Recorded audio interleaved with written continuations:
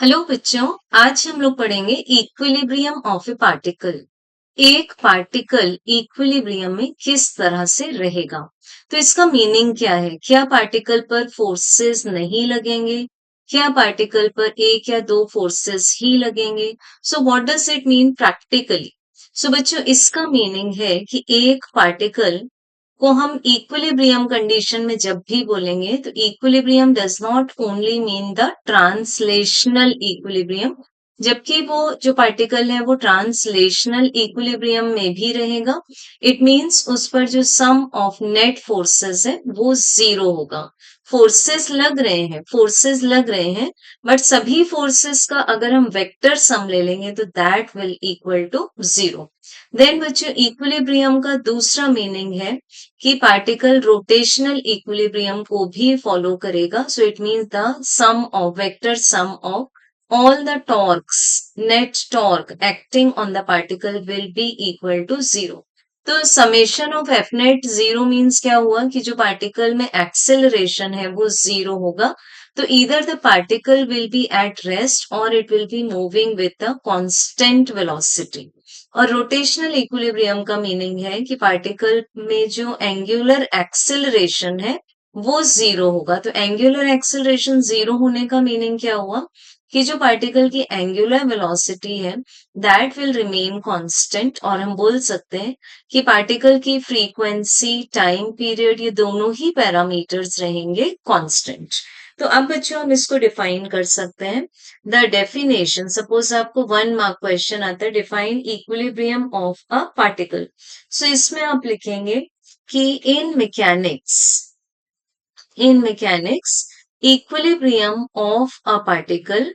equilibrium of a particle refers to the situation where the net external force on the particle is zero. So यहाँ पर हमारे पास rotational equilibrium के लिए हम क्या बोलेंगे? As well as the net external torque is equal to zero. तो अगर आप यहाँ पर इस चैप्टर में देख रहे हैं तो मैकेनिक्स में जब हम बात करते हैं तो दो टाइप के इक्विलिब्रियम आते हैं, one is the translational and second is the rotational. So आप यहाँ पर फिर रेफर करेंगे कि the translational equilibrium of a particle explains that the net external force is zero, and in rotational equilibrium says that the net external torque is equal to zero. If a body has both types of equilibrium, then the body is said to be in the mechanical equilibrium. ये हो जाएगा हमारा पूरा equilibrium का perfect answer. अब बच्चों हम देखते हैं पहले तो दो फोर्सेस के केस में, टू फोर्सेस। तो इसके बीच में अज्यूम कर लेते हैं हम एक बॉडी जिस पर कि एक फोर्स F1 लग रहा है, राइट साइड से इसको पुश कर रहा है, F2 इसको लेफ्ट साइड से पुश कर रहा है। सो बच्चों यहाँ पर अगर बॉडी ट्रांसलेशनल इक्विलिब्रियम में, इट मींस बॉडी में कोई भी एक्सेलरेशन प्रोड्यूस नहीं हो रहा, तो it means that the force F1 is equal to the force F2। So opposite side से तो लग रहे हैं ये फोर्स, बट इनके मैग्नीट्यूड्स इक्वल है। तो फिर हम बोल सकते हैं एग्जाम्पल के लिए जैसे 5 Newton and this is also 5 Newton. तो यहाँ पर हमारे पास बॉडी में जो वेलोसिटी होगी वो कांस्टेंट होगी। अब बच्चों नेक्स्ट देखते हैं हम कॉन्करेंट फोर्सेस। तो in this figure we are taking 3 concurrent forces. तो कॉन्करेंट फोर्सेस का बेसिक मीनिंग है the line of action of the force passing through a single point. जैसे इसमें हम लोगों ने एक सिंगल पॉइंट O को रेड मार्क कर दिया। यहाँ मान लेते हैं कि हम बॉडी प्लेस्ड है। अब बॉडी पर जो F1 लग रहा है वो इस पर्टिकुलर डायरेक्शन में लग रहा है, F2 इस पर्टिकुलर हॉरिजॉन्टल राइट डायरेक्शन में लग रहा है। अब अगर हम इसको भी हाइड कर लें, हम F3 को सपोज एक्शन में ना लें, तो F1 और F2 का जो रिजल्टेंट होगा उसको हम डिनोट कर सकते हैं इस R से by the parallelogram law of vector addition. अब बच्चों अगर बॉडी में हम चाहते हैं कि इक्विलिब्रियम आ जाए तो फिर हमें R को बैलेंस करना पड़ेगा। तो हम R को इक्वल एंड अपोजिट फोर्स से बैलेंस कर देंगे, दैट विल बी F3। तो ये body under 3 concurrent forces equilibrium translational equilibrium में आ चुकी है। और इन अदर वर्ड्स हम बता सकते हैं कि अगर हम एक बॉडी को इक्विलिब्रियम फोर्सेस से बताना चाहते हैं तो हमें वो फोर्सेस को साइक्लिक फॉर्म में रिप्रेजेंट करना पड़ेगा, जैसे कि इस फिगर में F1, F2, F3 तीन फोर्सेस हैं। तो ये जो पर्टिकुलर डायरेक्शन है F1, ये यहाँ दिखाया हुआ है बिल्कुल इक्वल वेक्टर से। देन बच्चों ये F2 इस फिगर में राइट फिगर में दिखाया हुआ है इस हॉरिजॉन्टल राइट F2 वेक्टर से। और ये जो हमारे पास में आया F3, इसका डायरेक्शन हम देख सकते हैं इंक्लाइन डाउनवर्ड है, तो ये आ गया हमारे पास F3।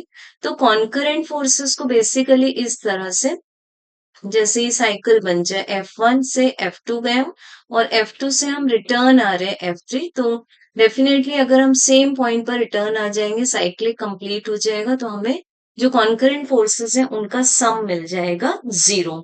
तो इसको हम और किस तरह से बता सकते हैं कि as we have said that the vector sum of F1, F2 and F3 is a null vector. तो इसमें जब हम कंपोनेंट्स में ब्रेक करेंगे तो अलोंग एक्स एक्सिस हम लिख सकते हैं F1 का कंपोनेंट F1x, देन F2 का F2x, F3 का F3x। अब बच्चों हम लेंगे इनके y कंपोनेंट्स। तो y कंपोनेंट हमारे पास में क्या आएगा? F1 का y कंपोनेंट F1y, F2 का F2y, F3 का F3y। Similarly, Z component of F1 is F1Z, then that of F2 is F2Z, that of F3 is F3Z. So हम एक वेक्टर को, जब हम एक वेक्टर को रिप्रेजेंट करेंगे अलोंग एक्स एक्सिस, तो हमारे पास आ जाएगा F1x plus F2x plus F3x equals to 0।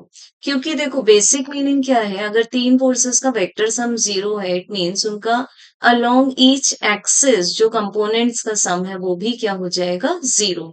Similarly F1y plus F2y plus F3y is equal to 0। This is F1y।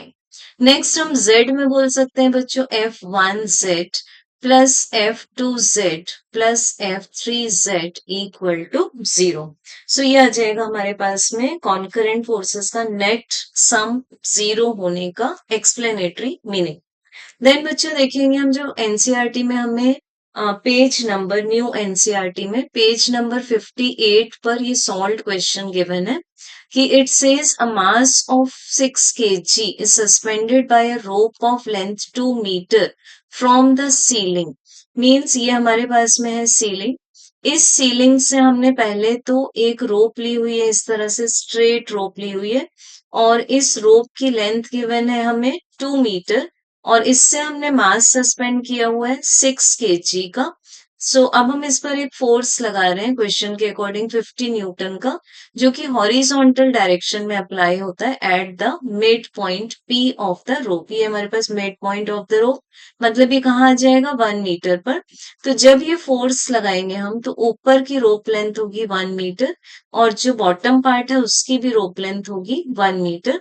अब बच्चों हमें बताना है कि what is the angle the rope makes with the vertical in equilibrium. तो यहाँ देखिए हमारे पास में दो इंपॉर्टेंट वर्ड्स हैं कि हमें एंगल जो सर्च करना है वो विद द वर्टिकल सर्च करना है। तो क्वेश्चन में उस एंगल को दिखा दिया गया है थीटा से, और हमें ये एंगल उस कंडीशन में निकालना है जब ये बॉडी इक्विलिब्रियम में हो। तो रिकॉल करेंगे इक्विलिब्रियम का मीनिंग क्या हुआ कि बॉडी पर लगने वाले जो नेट फोर्सेस हैं वो 0 है। तो बॉडी पर फोर्सेस तो लग रहे हैं बट उनका नेट सम हो रहा है हमारे पास में, नेट वेक्टर सम हो रहा है हमारे पास में 0। तो यहाँ फर्स्ट ऑफ ऑल तो ये फ्री बॉडी डायग्राम बनाया जिसमें कि सभी एक्सटर्नल फोर्सेस दिखा दिए जाएंगे। तो इसको हम नेम कर लेते हैं, let this be A, P तो दिया हुआ है हमें, and the end part of the rope is B. तो बच्चों जो एपी पार्ट है उसमें अपवर्ड टेंशन आ जाएगा हमारे पास T1 which acts towards the support. Then हमारे पास यहाँ जो पार्ट आएगा, ये स्ट्रिंग का जो हमारे पास पी बी पार्ट आ रहा है उसमें ये दिखाया हुआ है हमें कि टेंशन इस पार्ट में T2 है। देन ये हमारे पास में एक्सटर्नल फोर्स है 50 न्यूटन का। Figure is taken from the NCERT. So बच्चों अब इसमें हम चेक कर सकते हैं, ज्योमेट्रिकली अगर हम देखेंगे तो इक्विलिब्रियम तब होगा हमारे पास, ये इस फिगर में देख लेते हैं, जबकि हमारे पास डब्लू डब्लू जो है दैट इज द वेट, वो किसके इक्वल हो जाए, T2 के इक्वल हो जाए। तो हम बोल सकते हैं कि T2 का आंसर आ गया हमारे पास 60 newton by balancing the Y component of two forces equal. तो इसको हमने मान लिया इक्वेशन नंबर 1। अब ये 60 कैसे आया, बिकॉज बॉडी का जो मास है वो 6 है, तो इसका वेट हो जाएगा mg, mean 6 multiplied by 10। Force की यूनिट होती है न्यूटन, तो T2 भी हो गया हमारे पास 60 न्यूटन। अब बच्चों हम चेक करेंगे पॉइंट P। ठीक है, हमारे पास पॉइंट P, इसका फ्री बॉडी डायग्राम यहाँ शोन है। तो इसमें 3 कॉन्करेंट फोर्सेस दिखाए गए हैं। तो फर्स्ट ऑफ ऑल तो हम लेंगे T1 का कंपोनेंट, तो T1 का हमने यहाँ कंपोनेंट ले लिया। So this component is T1 cos theta. अब हम देख सकते हैं अगर हम सिर्फ T1 cos थीटा को बैलेंस करते हैं T2 से, क्योंकि बोला हुआ है इक्विलिब्रियम, तो आप एक्स एक्सिस के अलोंग भी इक्विलिब्रियम ले सकते हैं, नेट फोर्सेस जीरो हो जाएंगे। वाई एक्सिस के अलोंग भी जो नेट फोर्सेस होंगे वो जीरो हो जाएंगे। तो इससे हमें मिल जाएगा यहाँ T1 cos theta is equal to T2। अब अगर इक्वेशन 1 को रिफर करें तो T2 की वैल्यू हमारे पास 60 न्यूटन, तो इसको हम पुट कर देंगे 60। आप चेक करेंगे बच्चों, हम यहाँ इस कंपोनेंट को लेंगे हम हॉरिजॉन्टल लेफ्ट कंपोनेंट को। So this is T1 sin theta. तो T1 sin थीटा किसके इक्वल है, जो फोर्स यहाँ हॉरिजॉन्टली अप्लाई किया गया था, मींस डायरेक्ट वैल्यू गिवन है 50 न्यूटन के इक्वल है। तो ये आ गए हमारे पास में दो equation. So let this be equation number 2 and this is equation number 3। अब हम इक्वेशन नंबर 3 को डिवाइड कर देंगे इक्वेशन 2 से।